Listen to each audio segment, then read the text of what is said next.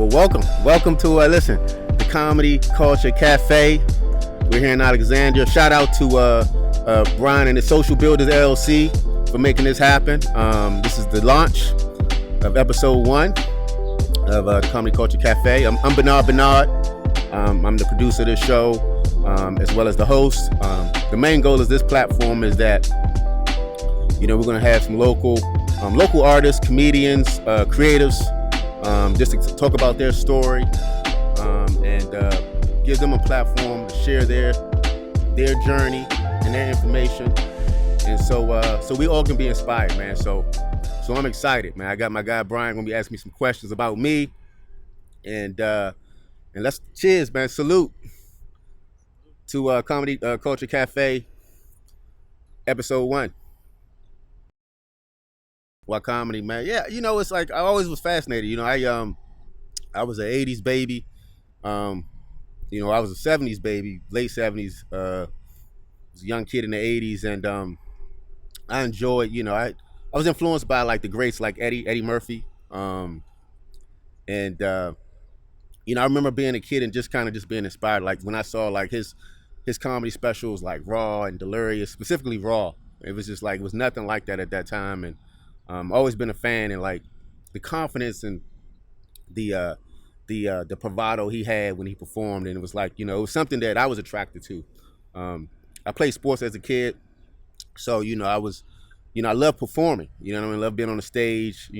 Play football, and so it's like scoring touchdowns, getting a big laugh. It was, to me, it was all relative. It's equivalent. So yeah, I was always fascinated with just entertaining and being in front of a stage and performing. I don't know if I thought I was funny amongst my friends. I could make my friends laugh. I made girls laugh. I remember I really I would say like probably I had a really, I thought was a funny moment was when I was in elementary school. I was like in the 6th grade, and I remember the teacher asked the class, where can you guys locate a rainforest, right? And everybody got quiet, and I was like Forestville. And this girl was like, you're stupid. And I just thought that was so cool. But she's like, no, you're really stupid. It's not Forestville. But it was cool. I got a big laugh. But again, I always had like a positive attitude, and it was, telling jokes and being funny, obviously, it's just, for me, it was a way to be a mechanism to fit in and to, just be cool, man, I was like, I felt like if I would say BC student, you know what I'm saying? I ain't gonna lie, I wasn't an A student. That's because I felt like I didn't really apply. I was into other things. Yeah, it's funny, by the time I got to like undergrad and graduate school, my grades picked up. Like in grade school, I was relatively like a BC student, yeah. But it is what it is. But yeah. I would say, for me, I would say I'm definitely a introvert. I like me time. I like downtime. You know what I mean? But I also too, like I said, like coming up, I like to perform. I remember when I was kind of got introduced to like entertainment, was like I was around like 9 or 10 years old, and it was during the summer, and my parents had paid for a performing arts camp at Howard University. And I remember like performing, you had to like dance, you had to like do different stuff. And I remember like it was cool. And they was like, this is when Bobby Brown was real hot, you know what I mean? And I had the little Gumby, you know what I mean? And so I remember performing and doing all that. And I just fell in love with just entertainment, you know what I'm saying? So I remember like, this is like, actually I've been doing comedy for about 3 years. Some of my early stages of it. But I remember like, I was dating. I was me and my wife now. The time she was my girlfriend, and we were just dating actually. And we went to a open mic. It wasn't an open mic. It was a showcase. Shit, it could have been an open mic. And yeah, like we were in DC, Adams Morgan, and I remember like watching the comedians, and I was so fascinated, intrigued by them, and they weren't like super funny, but it was just like I was like, man, I got a story to tell too. And so I kind of got inspired by that,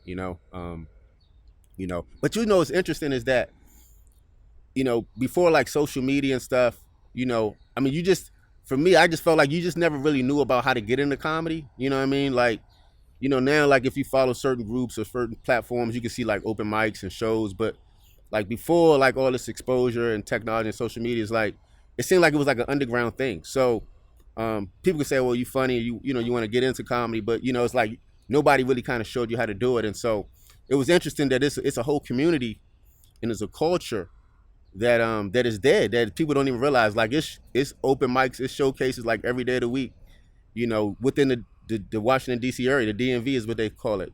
So it's a whole community. There's a fraternity, there's a sorority. So yeah. But now I was inspired by a showcase that I went to, and I was like, man, I could do that shit. And then I got up there and performed my first time, and I was like, okay, I was just like them. Bad material, but it was cool. Yeah. So basically, DC Comedy Clubhouse, that really launched. I would say, it's about 4 months old. Or actually probably in April. So yeah, like 3 months old, and it launched due to me and a couple of other comedians. We were going to a regular venue, and one of the things about being like a new comic is that the toughest thing for new comics is to get stage time, right? Nobody, you're working out your material, and it's very difficult to get stage time. And so if you find like a regular, venue to get stage time, you'll frequent it, pretty regularly. And so what happened was that particular venue kind of like got shut down. There was some people kind of trying to take over, and so we really didn't. Me and a couple of other comics, we didn't really have a regular place to work out our material. So we was like, shit, like let's just go around and try to find something. Well, actually, we inherited the club, and we kind of just took off from there. And so, yeah, that's advice I would give any kind of like young comic, or even not young, but like somebody who's in the game, just want to get better. It's nothing like having your own room, or co-producing shows, because number one, it allows you to work on your material, get better, but also too, it allows you to also get exposure, and then help other comedians get opportunity as well. So it's a great when you can produce shows and provide stage time for yourself and others. I mean, the game has changed. I mean, you look at comedy. Like when I came up, it was just like stand up comedy. You had sketch, you had SNL. I mean, and then you had like breakthrough shows like Living Color.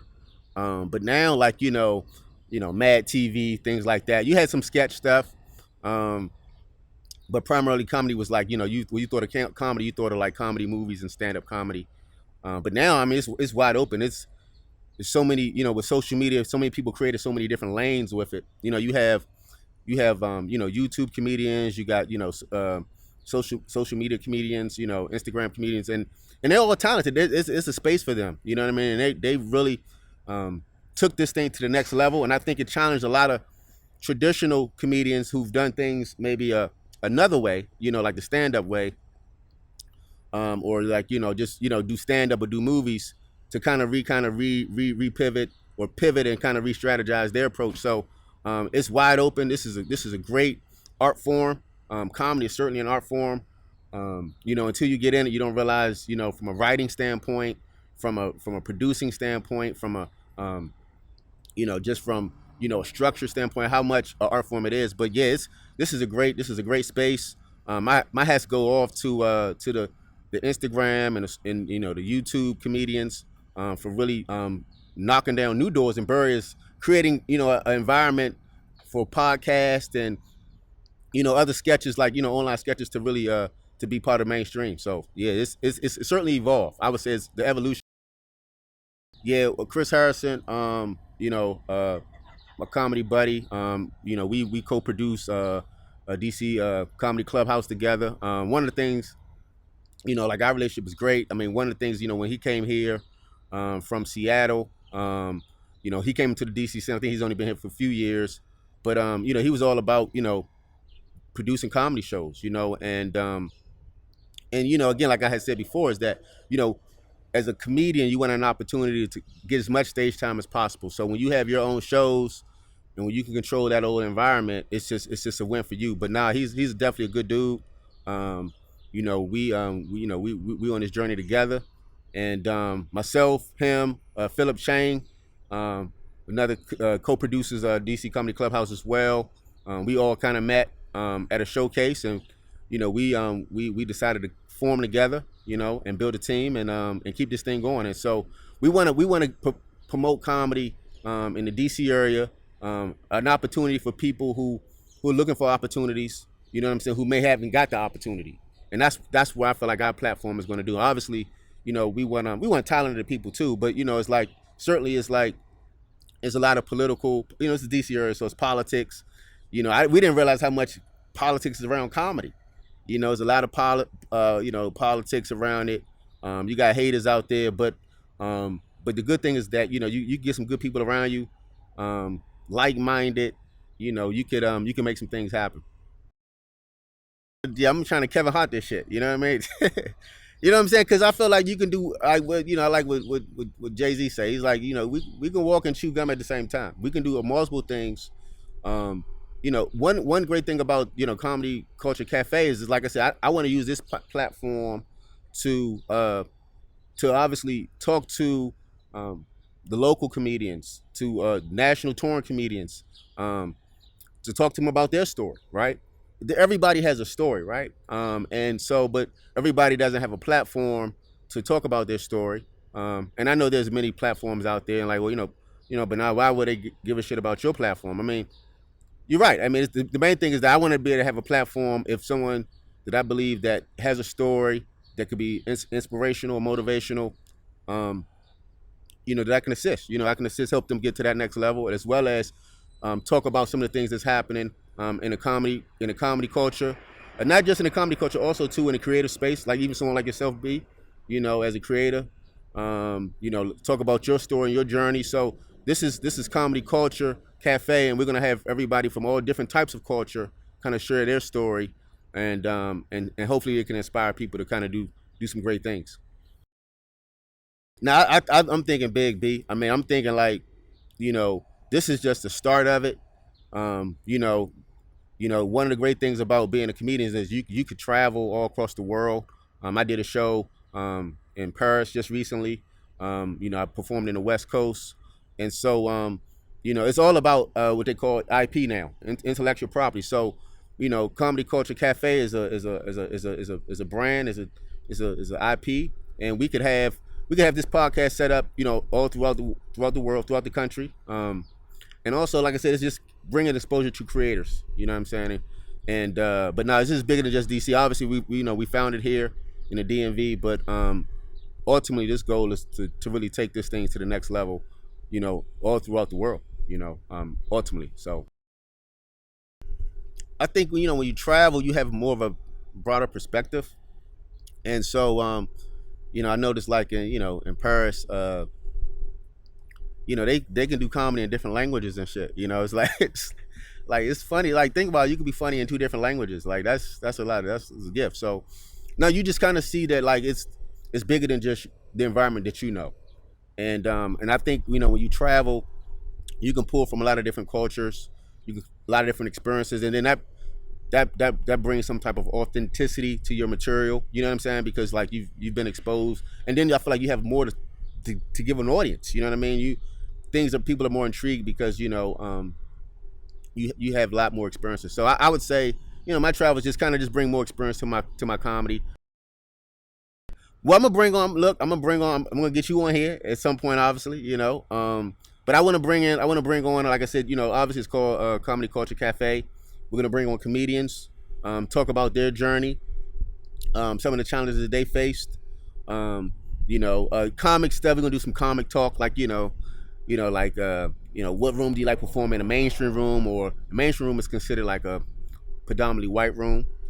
Do you want to perform in an urban room, which is predominantly a black room? So talk that kind of talk. How do you get inspired by your material? So we're gonna talk about stuff like that. But also too, like I said, I want to have entrepreneurs on here, creators on here. Talk about their story. And I'm intrigued by stories, right? How someone can get from one place to the next place, and so I'm sure other people are intrigued by it as well. People like listening to people's stories, specifically stories that people kind of come from a situation and it can achieve success. So yeah, we're gonna have all that kind of stuff on here. You're gonna have me on here, me here drinking wine. August 5th, if you're in the DC area, DC Comedy Clubhouse, we are promoting. We're gonna be at the Red Lounge Bar, 2013 14th Street Northwest, right on the corner of 14th and U. It's gonna be what's called Red Carpet Comedy, baby. We're getting the red carpet out. All the top comedians in the DC area, local comedians. We're gonna try to get them out. August 5th is the launch of it, and so we're gonna keep it going every Friday. So that's something that's upcoming. Obviously the podcast. Look out for this podcast. We're gonna try to do this at least once or twice a month, even more. But definitely, let's say twice a month right now. And then also too, just like I'm here, man. I'm out here out in these streets, man. We're touring locally. I'm hitting. I just performed at the Shark Bar last Monday. Mike Brooks' birthday. Shout out to Mike Brooks. Thanks for the opportunity. A local DC legend, comic. So I'm here. I'm in Virginia right now. So I'm going to hit an open mic tonight, performing in DC. So I'm all across the DC circuit, Maryland, DMV circuit, on the comedy circuit. I was in Baltimore last night at the Above the Bar. Shout out to Kyrie and them out there above the bar at the St. Mary's Bar and Grill in Baltimore. So yeah, we just continue to work on the craft. Like I said, we're gonna be doing DC Comedy Clubhouse every Friday night, ladies' night, red carpet comedy. I'm telling you, we got red carpet literally, B. We got red carpet out here. We're gonna roll it out. You know what I'm saying? We're gonna have the drinks. This hookah. I don't smoke hookah, but it's hookah for the people that like it. Cigar, you know what I'm saying? So cigars out there as well. So it's gonna be a good vibe, man. It's gonna be a good vibe. But we're excited, man. We're excited about taking this thing to the next level. Comedy Culture Cafe. This is a great platform. Now, thank you for episode 1. We're gonna, like I said, have a lot more content coming for you guys. We're gonna do our part to try to get it right. We're gonna have a lot of great guests. Thanks for tuning in, and look out for the next episode. Comedy Culture Cafe. Cheers to Black excellence and excellence in general. That's right. Shout out to Social Builders LLC, my guy Brian.